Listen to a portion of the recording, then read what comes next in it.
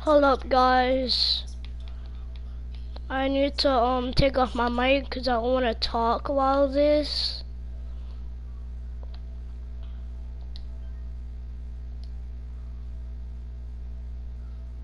I don't want to talk while this is on. Equality. That's pretty much the first thing that comes to mind, right? Black people need to be seen as equals in this world. You know, we had to fight just to be recognized as a full citizen in this country and not three-fifths. The world is now seeing what we've known for so long in the culture and in the community. The one way that we can fight is obviously voting. Talk to me about what voting means to you. I hear people all the time talking about one vote doesn't matter and that voting doesn't make a difference. If that's true, why do they work so hard to suppress the black vote? Because they understand the power of the vote. And so it's time that black people collectively also understand the power of their vote. And not just on a national level, because a lot of times we only have this conversation every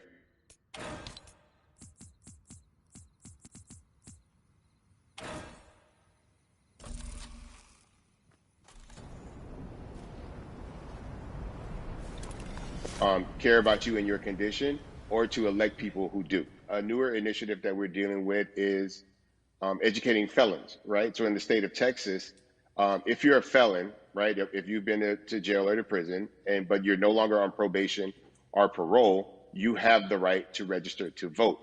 Another thing that was just brought to my attention, there's an initiative called Orange, which is happening not just in Houston, but all over the country. If you're in jail currently, during pretrial, but you have not been convicted, like you're still in jail waiting for your day in court, you are still eligible to vote. And you said something so key. They work so hard to hope that we stay uninformed, but more importantly, to suppress the black vote.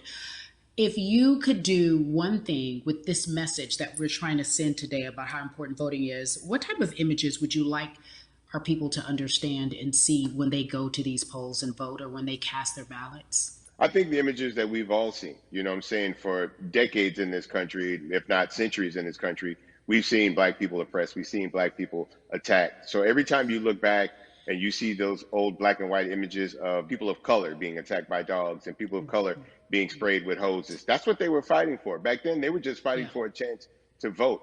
People like Martin Luther King Jr., people like Malcolm X, these people died to help us be in a position to have the power that we have now, which is to be able to cast a vote and make a decision about the people that have controls over our lives.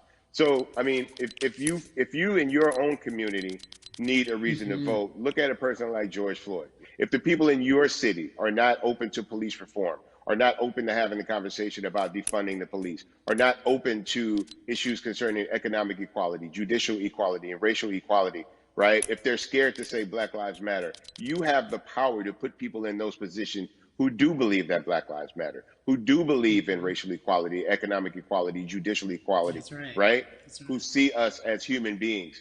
And if the people in your community don't feel that way, vote them out. It's that simple. It's just vote them out. We don't have enough time to sit around and hope that people change their minds. Yeah, Bumpy, you point out something so important. We have the power.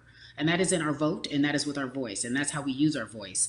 I think of where we are right now. People say this is a particular moment, but it is a movement, not just a moment, it is a movement.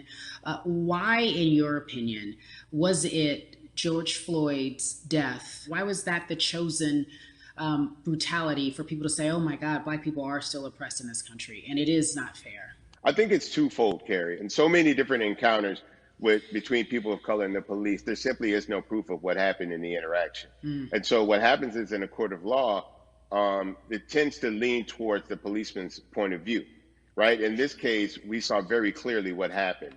I think the other thing is due to the fact that everyone was at home, basically, during this time period in relation to the coronavirus, you couldn't avoid it, right? It was on every television station. It was on every social media platform. Everywhere you turn, you were constantly hit upside the head with this message. You see in the interaction that this man did nothing to deserve what happened. That's right. I think so well said, because if you think about it, in the grand scheme of things, it wasn't worth it, and he didn't have to lose his life. I think that you touched on something that a lot of people talk about, and that is now defunding the police. That has been such a huge conversation, but there's so many misconceptions around defunding and dismantling. If you will, educate the audience. All right, so most people, when they hear the term defund the police, they tend to think of, oh, they're going to take away our police department. Nothing could be further from the point. Defunding the police means that in certain communities, even Houston, take for example, we had over $1 billion allocated to our police force. Now, what is that money being used for? Some of that money tends to be allocated towards riot shields, right? Pepper spray, right? That kind of thing. That's only used against the people that fund this budget, right? So why would the people want to supply the police with the means to oppress them? If the police are concerned about the situations in certain communities with a higher crime rate, well, higher crime rates tend to happen in communities where there's not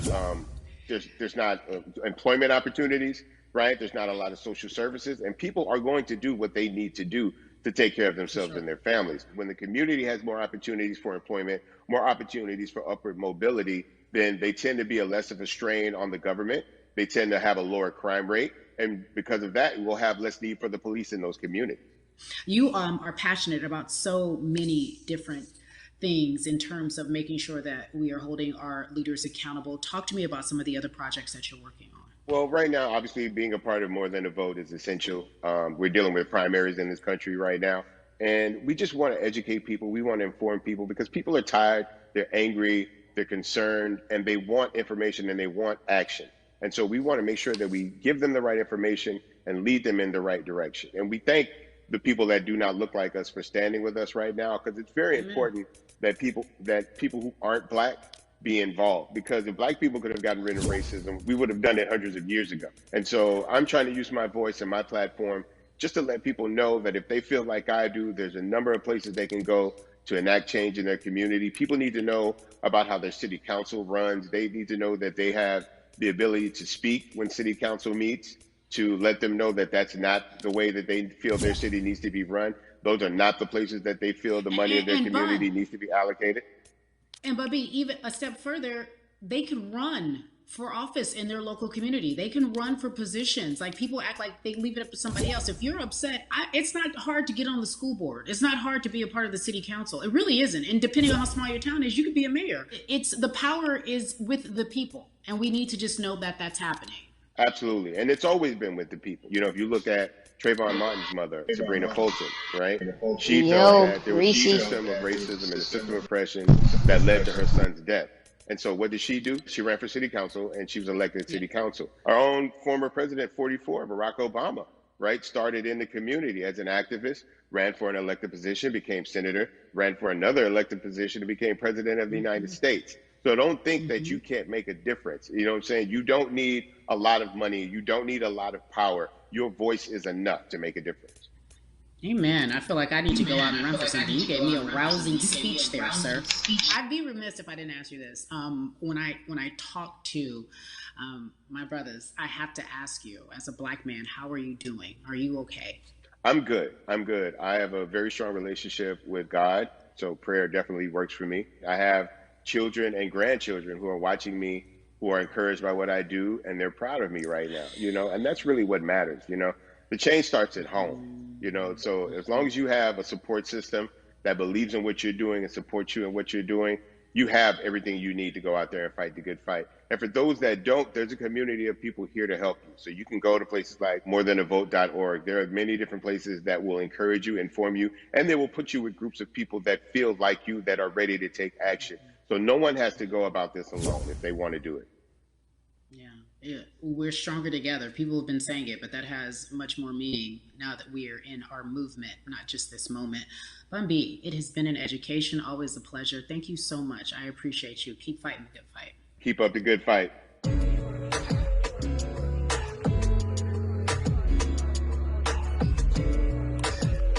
Yeah, la.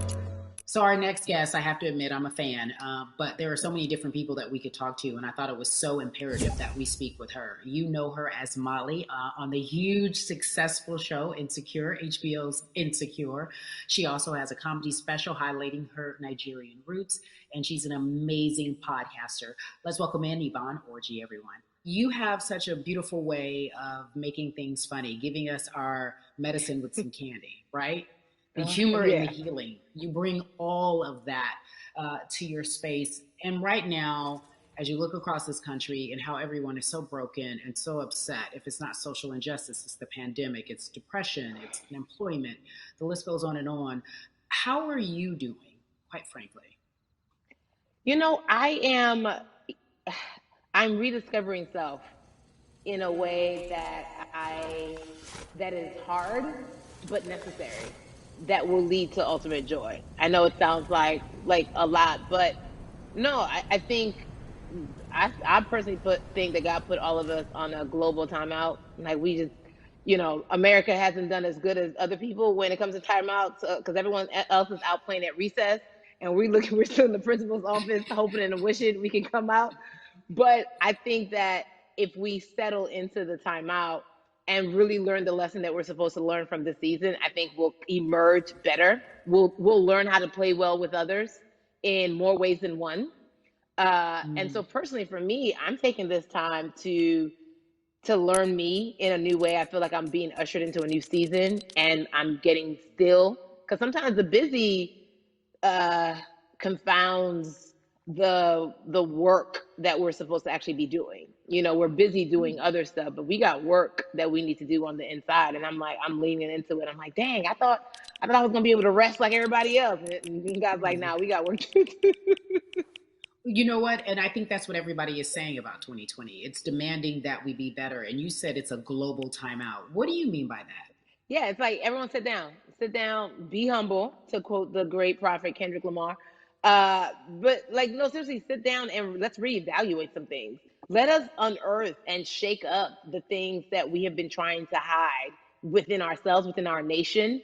I think America is going through an unraveling right now, a much needed, a much necessary one. And I think all eyes on us, right? There is no, oh, I was on the subway for an hour, so I didn't miss that thing that happened. No, everybody was home. Everybody, was watching when George Floyd died, and everybody, no one could hide it. Everyone was watching when Amy Cooper called the cops. Like, this is a time where it's like, oh, we can't pretend it away. We can't excuse it away. No. It's a global timeout. Sit down, watch, and let's learn. And globally, it's like, hey, we were going business as usual, but it ain't usual no more. Like that's old. Anytime change occurs, it's very uncomfortable.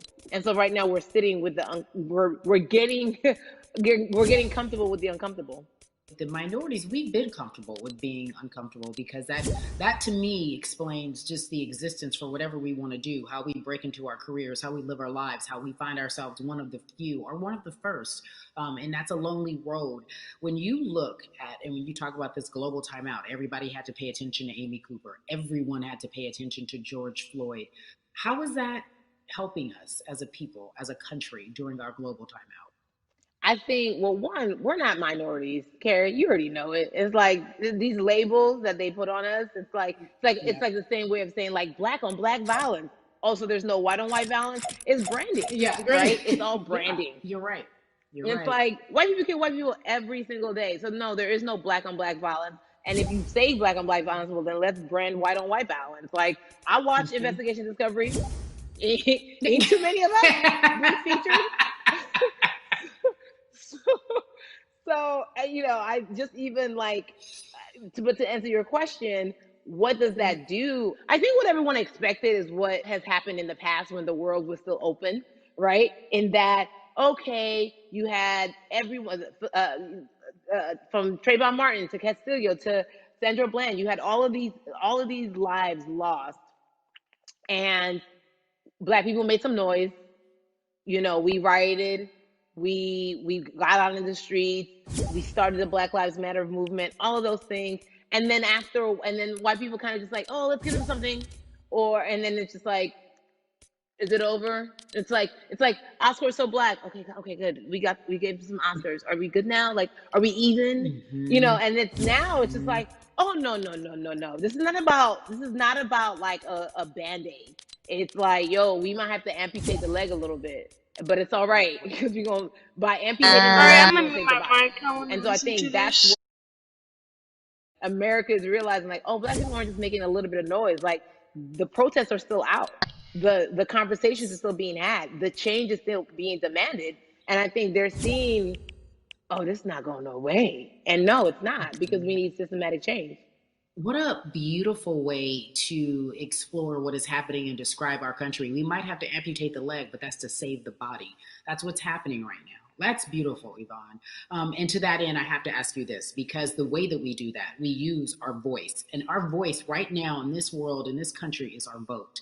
And everyone talks about voting and how important it is, but I feel like more than ever, we understand that it's not just about voting every 4 years for the man in office. It's about your local elections. It's about the mayor. It is about the district attorney, the people who have the power to bring charges against police if police brutality is an issue in your community. If you care about your school district, you can run for the school board. I ask this of you, right? Your parents are from Nigeria. You are Nigerian. You talk about that very lovingly. What does voting mean for you? I think voting is power. I remember, I became a naturalized citizen back in the 90s when, because I was still a minor, my mom naturalized, and so we were able to do it under her. And just even that power of like, we are American citizens and all the access that we have by being citizens, one of those accesses and those access to power being voting, it's a big deal. It's a big deal because not only do we have the opportunity to be in this country, but now we can be of the country. We can be of the systems. We can be of the rules. We can be of what it actually affords. But I think going back to your earlier comment about just the setup of systems, I think we are done a disservice, either it's schools or whatever it is. And I'm not putting teachers on blast. I think teachers do a phenomenal job, but for some reason, we do not, and give them all the raises. I know too many parents who are like, this child of mine, I do love them, but hey, where can I drop them off? And I do think that there is a disservice done because, again, when we talk about voting, to your point, we talk about every 4 years. It's important to vote for the presidency. We don't realize, like, oh, snap, we actually can vote about like how much our libraries get. It's like small things like that, but they make a big difference. When you think of voter suppression in this country, what does it look like for you? It's the systems. When we talk about voter suppression, we also talk about systematic racism, right? It's all the systems that set up. And we've normalized, okay, maybe your job will give you a half day, or maybe, you'll be able to get this luxury. It shouldn't be a luxury. It should be built into the system. It should be built into the fabric of how we vote. But maybe you'll be able to get this luxury in order to enable you to go vote. Think about everything disenfranchised, marginalized Black person has to endure in a day. So in a day, you need to get to work. If something happens to your car, if something happens to your child care, if something happens to, there's so many factors along the way that can send you into a tailspin as an American. And then you add on as a person of color. If you're just trying to get to vote and you already have to go through all of these hurdles and hoops in your everyday life, imagine the one day when your voice really is supposed to matter the most in this country. But then you also see all the times that you try to have your voice matter, and then it's been shut down, repressed, told it doesn't matter. And then you're kind of like, what's the point? How do we keep hope though? If I'm watching this right now, how do we as a people stay hopeful? How do we believe in the promise that these quote unquote forefathers have given us? Because have you met Black people? By default, like hope is infused in our DNA. Like you know, like if we haven't been broken now through, be it through slavery, through capitalism, give it to me, colonization, through segregation, through I mean, listen, the history of Black people in this country is, at one point we were 3/5 the people. Mm-hmm. That was a written law. And look at us now. We are whole. We are Black girl magic. We are Black boy joy. We are, what I'm saying? What I think about in terms of giving us hope, right? We're making a lot of people nervous right now, Carrie.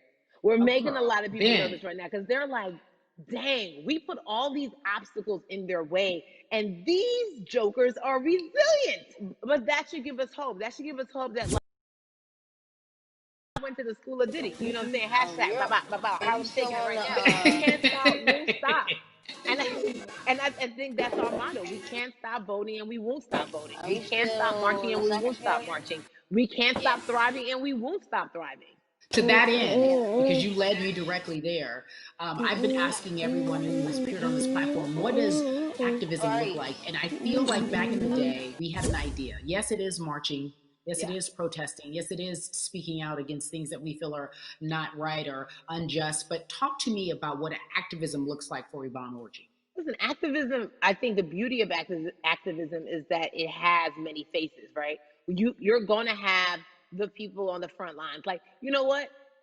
Martin Luther King marched, but there were a lot of women who were in the homes like, hey, BT Dubs, when they come back, this is how we support all the people who are marching on the front lines. And we're going to be here doing what we know to do best here. And you know what? Somebody needs to bail them out of jail so now we need to be in the community, getting money or whatever it is. So it's like everybody Hey has a guys, would position to play. Amos And so play your like to position do like a game claims stop, and right? stuff? So whoever Okay, you okay. are and whatever you do, play your position. Hello? So activism Right. could look like, you know what? I'm not the one that's built to be on the front line, but you know what? My pockets go deep, so I'm gonna For support the me? people on the front line. I'm a comedian. Black joy is a form of activism.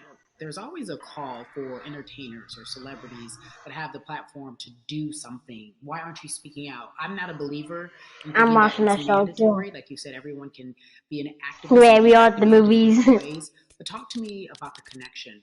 Talk to me about the marginalization in your world and how you feel like it even inspires you to say more and use your platform to do more. Beneath the surface of what we do, like Niecy Nash says, it's the who, right? The who is the person who's going to be like, hey, let me call this out. Either blind racism in terms of overt racism, in terms of ways that we can be better, in terms of ways that we can actually be more uplifting to the community that you may not even realize that you're serving. Before I let you go, talk to me about the urgency, in your opinion, for people to vote, our people to get out and vote this coming election.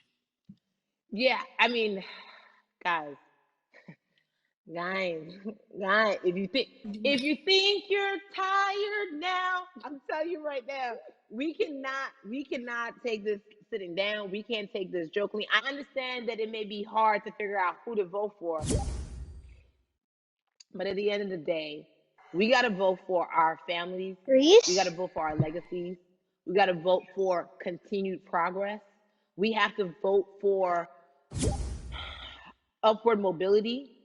We have to vote for equality in a way that is long lasting. And if we succeeded before, we can do it again. You talk about the whole. This is the time.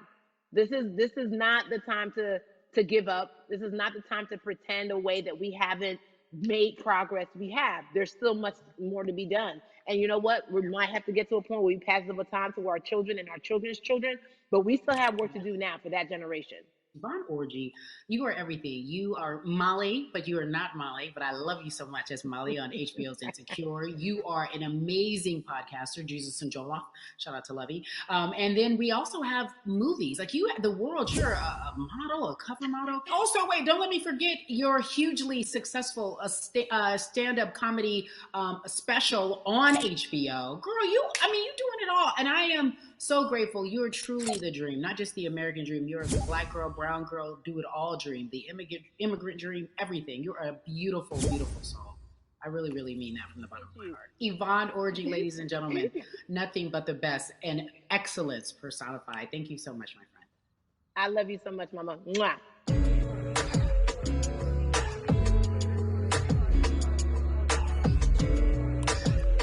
Yeah, la la. So Atlanta has been one of the hotbeds in terms of political unrest and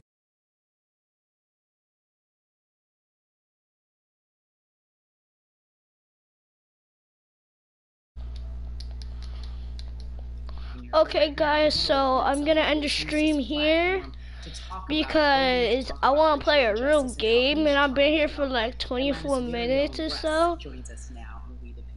Oh, party moving where? 30 minutes? Some of my favorite songs were that I listened to repeat on yours. We're gonna get to the topic. Well, so we gotta guys, talk about recently you did